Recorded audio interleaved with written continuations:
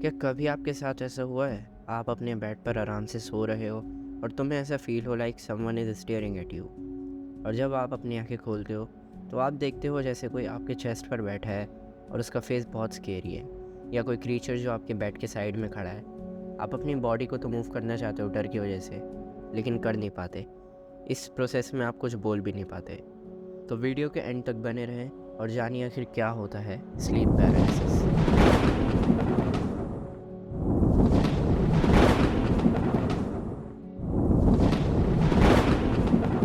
जैसे कि हमने अभी डिस्कस किया कि जब किसी इंसान को सोते हुए ये लगता है कि कोई स्केरी क्रीचर उसके चेस्ट पर बैठा है या कोई उसे स्टेयर कर रहा बहुत देर से, तो वो अपने आप को प्रोटेक्ट करने के लिए अपनी बॉडी नहीं हिला पाता और कुछ स्पीक भी नहीं कर पाता।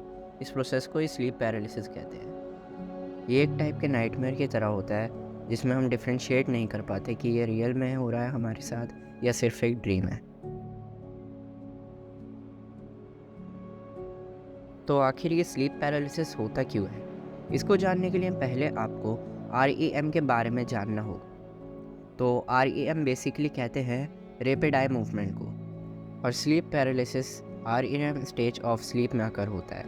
जब हमें नाइटमेयर्स आते हैं तो REM स्लीप के टाइम हमारा ब्रेन टेम्परेली डिसेबल कर देता है हमारे मसल्स की मूवमेंट को, जिसकी वजह से हम बॉडी अपनी नहीं मूव कर पाते।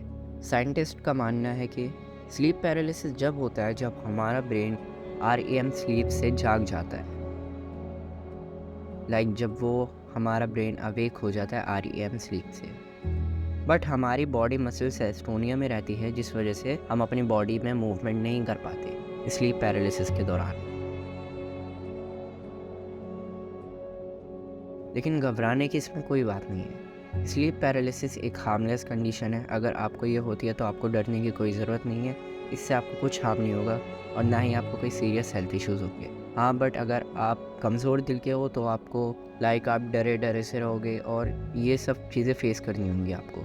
अगर आपको स्लीप पैरालिसिस होता है तो इसके कुछ सॉल्यूशंस भी हैं। सबसे पहला सॉल्यूशन है अपने स्लीप शेड्यूल को मेंटेन करना, और अपने उस स्लीप शेड्यूल को हमें कंसिस्टेंटली फॉलो करना होगा ताकि वो एक हमारा बिल्कुल हैबिट बन जाए कि हम उस टाइम पे हाँ सोते हैं, और उसे अच्छे से फॉलो करना होगा। दूसरा सबसे बड़ा मेन रीज़न हो सकता है स्लीप पैरालिसिस का, वो है आपका स्ट्रेस लेवल।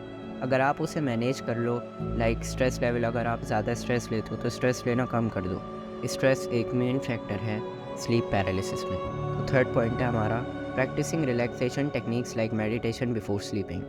तो हाँ, ये एक बहुत इम्पॉर्टेंट पॉइंट है। और स्लीप पैरालिसिस अगर नहीं भी होता तो आई प्रेफर कि आप मेडिटेशन करके सोया करो।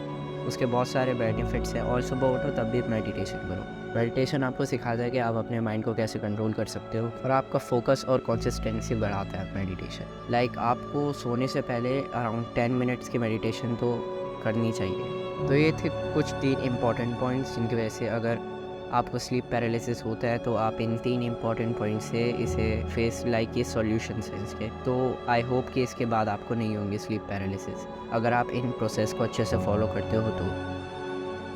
Bye the way guys, I hope आपको वीडियो पसंद आई होगी। तो please like, share and subscribe our channel, and thank you for watching.